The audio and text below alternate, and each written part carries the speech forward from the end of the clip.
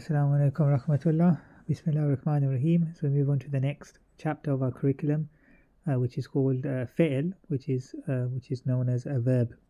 So every fi'l has a pronoun inside it. This can be the doer, meaning the doer is the one who does the action. A full sentence is made up of a doer and an action. So the fi'l contains both the doer and the action. So it is a complete verb sentence, which is known as a jumlata fi'liya. So there's three main types of fi'l. The first is past tense, which is fi'l madi. The present / future tense, because in Arabic they combine the two. So it's present future tense, is called fi'l mudari. And the imperative, which is the command form, which is called the fi'l amr. And the prohibition, which is a fi'l nahi. So when you're commanding someone or you're prohibiting something. So there's three parts of a verb sentence. The first is called the action, which is the fi'lu. The second is the doer, which is the fa'ilu. And the third is the detail, which is called the maf'ul. So the normal order of a verb sentence is usually the action is mentioned first, then the doer, then the detail. Rearranging this order can cause some change in the meaning. Okay, so we start with the first, which is the doer, the fa'ilu. There's two types of doers. One is called the inside doer. It's built in, so therefore it's what we call a hidden pronoun. So it's inside the fi'l, and every fi'l has it. And there's the second type of doer is the outside doer. So the doer is other than a pronoun. So for example, we can say Yusuf is the doer instead of saying he.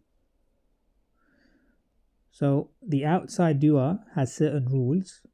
So the outside doer, which is an ism, it must come after the fi'l. The outside doer must be in rafa status, and the fi'l that it connects to, it can only be in the huwa version or the hiya version of the fi'l. Also, the outside doer and the fi'l must match in gender. So meaning, if you remember, huwa is masculine, single, and the hiya is the single, feminine. So the outside doer and the fi'l must match in gender. So here's some examples. So we say fa'alu mu'minun, which means a believer done. So a believer done, so meaning they did something. And then the second is fa'ala mu'minani, two believers done, and fa'ala mu'minuna, believers done, so meaning a group of believers done something. So in each case, the outside doer, it follows the rules, so it is rafa. So mu'minun is rafa, mu'minani is rafa, and mu'minuna is rafa. It comes after the fi'l, and the fi'l in this case is the fa'ala, which means to do something. And the fi'l and the doer matches in gender, so they both are masculine. So fa'ala is the huwa version of the fi'l, and huwa is the singular masculine. Yeah? So the fa'ala is the huwa version, and therefore it's masculine. And therefore the outside doer is also masculine in each case. And here we have another example, which is fa'alat mu'minatun. This means a female believer done. And fa'alat mu'minatani, two female believers done, meaning they done something. Fa'alat mu'minatun, and a group of female believers done something. So in each case, the outside doer, the first one is mu'minatun, the second is mu'minatani, and the third doer is mu'minatun. The outside doer is rafa in each case. It comes after the fi'l, which is fa'alat. And the fa'alat is actually the hiya version. So this is something we'll discuss more in detail after, but it is the hiya version, which is singular and feminine. And therefore, because it's the hiya version, it can be an outside, we can have an outside doer, and it's feminine. So therefore the fi'l and the outside doer match in gender, so they're both female. So the outside doer rules apply. The next, one of the aspects of the verb sentence is the detail, the maf'ul. So it describes the detail of the action, and this always takes a a nasab status. There's different types of details. So there's what we call a maf'ul bihi. So maf'ul means detail. So maf'ul bihi is who or what details. So meaning it answers the question, who did it, or what did they do, etc. And then the maf'ul fihi is when or where details. So for example, when did the action happen, where did the action happen. The maf'ul lahu is the why details, so meaning why did it happen, why did he do this, why did she do that. And maf'ul hal is how details, so in what state did they do it in. Maf'ul mutlaq it just emphasizes the action. It describes the action, and sometimes it indicates the number of times of an action the action is done. The maf'ul mutlaq. And the muta'alliq bil fi'l is the harf of jar fragment found within the verb sentence. So that's a type of detail as well. So if we just go through them with some examples. So the first was the maf'ul bihi. This is who or what details, and it appears as an ism or pronoun which is attached to the fi'l. So it either appears as an ism or a pronoun which is attached to the fi'l. So an example here will be ja'alnakum ummatan wasatan, which means we made you all a balanced nation. So ja'alna is the fi'l.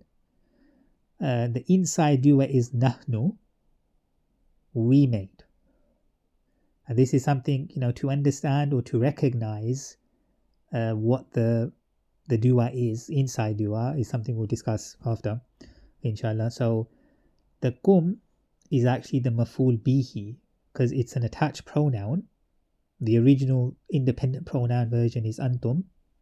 It is therefore is nasab status, because we said the maf'ul is always in nasab status, and it answers the question, who did he make? And the answer is you all. So if we look at the translation, meaning we made you all. So the question is, who did you make? The answer is you all, kum. So that's the detail, that's the maf'ul bihi. It answers who. And then ummatan wasatan, this is the second maf'ul bihi, and it's a mawsuf sifa structure, because ummatan wasatan, you can see the 4 ism properties, gender, number, type and status, all matches between the 2 isms. So it's mawsuf sifa.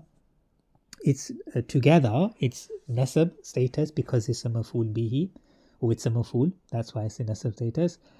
And it answers the question, what did he make you into? A balanced nation is the answer. So again, it's a maf'ul bihi because it answers the question, what? And remember, maf'ul bihi is what or who. And we mentioned a quote is a type of maf'ul bihi, and it's called maqulu qawli. The whole quote is in rafa status, and it can contain a noun sentence or a verb sentence. So here's an example, qalu inna ma'akum. So they said, and then we put the speech mark, certainly we are with you. So qalu is the fi'l, and the inside dua is hum, meaning they said. And inna ma'akum is the quote, so the whole quote is in rafa status. The whole thing. So inna ma'akum is in rafa status, and we would say in Arabic that's fi mahalli rafa, so meaning the whole thing is fi mahalli rafa. And the quote in itself is a noun sentence. The inna is a harf of nasab. It's the mubtada and the harf of nasab, and it's ism. So it's inside ism is the we, attached pronoun na. So inna with na, that's why it's inna. So that's the mubtada, and the ma'akum is a muta'alliq bil habar, because it's a special mudaf of time and place called the zarf. So that's why it's a muta'alliq bil habar. If you remember, the muta'alliq bil habar is either the special mudaf, the zarf, or the harf of jar fragment. So the next type of maf'ul is maf'ul fihi. This answers the question of when or where details, and it often appears as a special mudaf of time or place, which is called a zarf, and it also appears as an ism. So the harf of jar fi in verb sentence is a maf'ul fihi. So if you see the fi, then it's a maf'ul fihi. So for example, sa'ala fil layli, he asked in the night. So sa'ala is the fi'l, and the inside dua is huwa. And then fil layli, which means in the night, the harf of jar fi in a verb sentence is the maf'ul fihi, and therefore the whole thing is in nasab status, because a maf'ul is always in nasab status. And the question it answers, when did he ask? In the night time. So maf'ul fihi answers the question when, and it also answers the question of where, details. And then the maf'ul lahu answers the question why, like why did he do it? And it often appears as a masdar, and this is something that we'll discuss later what masdar is. So an example would be here, yashri nafsahu ibtiga'a mardatillahi, which means he sells himself seeking the pleasure of Allah. So yashri is the fi'l, and the inside dua is huwa. The nafsahu is the maf'ul bihi, because it's a maf'ul, it's in nasab status. It's a bihi, maf'ul bihi, because it answers the question, what did he sell? So remember, what or who is maf'ul bihi. So therefore because this answers the question, what did he sell? And the answer is himself, he sold himself. So it's a maf'ul bihi. And then ibtaga'a mardatillahi, the whole thing is a maf'ul lahu, meaning why? So because it's a double idafa fragment, the whole thing is therefore in nasab status because it's a maf'ul lahu. You can see that ibtaga'a is light and no al, so that's the mudaf. Mardati is the mudaf ilay, and the mardati itself is light with no al, so it's the second mudaf. And the lafzul jalala, the word Allah, is the mudaf ilay. So it's a double idafa fragment. And he answers the question, why did he sell himself? So what was the reason why? And so anything that answers why is called a maf'ul lahu, and the answer is to seek the pleasure of Allah. That's why he did it. And maf'ul hal is, it answers the how details. So it describes the state of the dua or the action. So the example, kharaju min diyarihim bataran. So they came out from their homes arrogantly. So kharaju is the fail, and the inside dua is hum. Min diyarihim is a maf'ul fihi, because it's a muta'alliq bil fi'l, because it's a harf of jar fragment. So whenever we have a harf of jar fragment, we call it muta'alliq bil fi'l. It's nasab in status because it's a maf'ul, and it answers the question, where did they come out? Where did they came out from? Their homes. So because it answers the question where, it's therefore a maf'ul fihi. So where and when is a maf'ul fihi, and then bataran is the maf'ul hal. Because it's a maf'ul, it's a nasab status, and it answers the question, how did they come out? Meaning, what was their state when they came out? And the answer is arrogantly. So therefore it's a maf'ul hal. It answers the question, how did they do it? What was their state? So the maf'ul mutlaq, it emphasizes the action. So when the maf'ul mutlaq is a single word, it describes the action. When the maf'ul mutlaq is a sifa, meaning a descriptive word, that's what a sifa is, and indicates the number of times of the action when the maf'ul mutlaq has a number with it. So maf'ul mutlaq often appears as a masdar with the same root letters as the fi'l. And again, this is something we can discuss a little bit later, the masdar inshallah, and root letters as well. So an example would be tuhibbuna al-mala hubban jamma. So you all love wealth with great love. So tuhibbuna is a fi'l.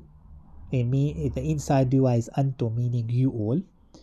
And al-mala is the maf'ul bihi, because it's a maf'ul, it's a nasab status, and it answers the question, what do they love? Because what and who is always maf'ul bihi, and they love wealth. And hubban jam'a is the maf'ul mutlaq. So it emphasizes their love. It emphasizes the action. It's a masuf sifa structure because hubban and jamma, the four ism properties match. It's therefore both of them together is in nasab status because it's a maf'ul, and it shows the intensity of their love. Great love. That's why it's a maf'ul mutlaq. So we just move on to abnormal verb sentence structure. So the normal order, as mentioned before, is the action comes. Action is first, then the dua, then the detail. But rearranging this order can cause slight changes in the meaning. Only the maf'ul bihi and the muta'alliq bil fi'l can be moved around before the dua or before the fi'l.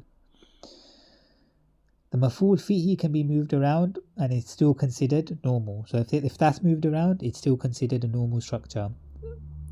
So complex sentences, so in noun sentences, the khabar can contain, which is something we discussed earlier in an earlier chapter. In noun sentences, the khabar can contain a noun sentence or a verb sentence. So when the khabar is a verb sentence, the pronoun inside the fi'l matches with the mubtada in number and gender. So when the khabar is a verb sentence, so it starts with a fi'l, the pronoun inside the fi'l will match the mubtada in number and gender. So the example is here, Inna Allaha la yastahi, which means certainly Allah is not shy. So Inna Allaha is the mubtada because it's the harf of nasab and it's ism. It's masculine and single. And la yastahi is the khabar, and it's therefore in rafa status. The whole thing is in rafa status because the khabar is in rafa. Within the khabar is a verb sentence, which is he is not shy. And if we look, the pronoun inside the fi'l yastahi is the huwa version, which is masculine and single, which matches with the mubtada because they're both masculine and single. Now when we want to convert between verb and noun sentences, by matching gender and number of the pronoun in the fi'l with the mubtada, a verb sentence can be converted into a noun sentence and vice versa. So here's an example of what we mean. So we have a noun sentence version. So Allahu la yastahi. So Allah is not shy. So this is a noun sentence because it starts with an ism, which is Allah, the name of Allah. So Allahu is the mubtada. It's masculine and single. La yastahi is therefore the khabar, and it's in rafa status, just like khabar is. And if we look inside the word yastahi, the pronoun inside that fi'l is huwa, which is masculine and single, so it matches with the mubtada. Now the verb sentence version is if we flip it around, so if we put the verb first and then put the ism after, so all we done is flipped it around. So therefore we made it a verb sentence because it starts with the fi'l. So we have la yastahi Allahu. Allah is not shy. So la yastahi is the fi'l. It's in huwa form. It's masculine and single. Allah, the word Allahu, lafzul jalala, is the outside doer because it's rafa in status and it's masculine and single. And remember, the outside doer rules are followed. So the outside doer comes after the fi'l, which it does. The fi'l must only be in huwa or hiya version, and it's in huwa version. Yastahi is in huwa version. And the outside doer is in rafa status, and the word Allah is in rafa status. And the outside doer matches in gender with the fi'l, and it does. The lafzul jalala, the word Allah is masculine, and the fi'l is also masculine. So therefore the lafzul jalala is the outside doer. So that's how you flip between a verb sentence and a noun sentence. So as per usual, when we reach the end of a chapter, we always advise you to take a look at the vocabulary list chapter at the end of this book, ideally at the end of every session. This curriculum is studied so that your Arabic grammar knowledge increases with your vocab knowledge, inshallah.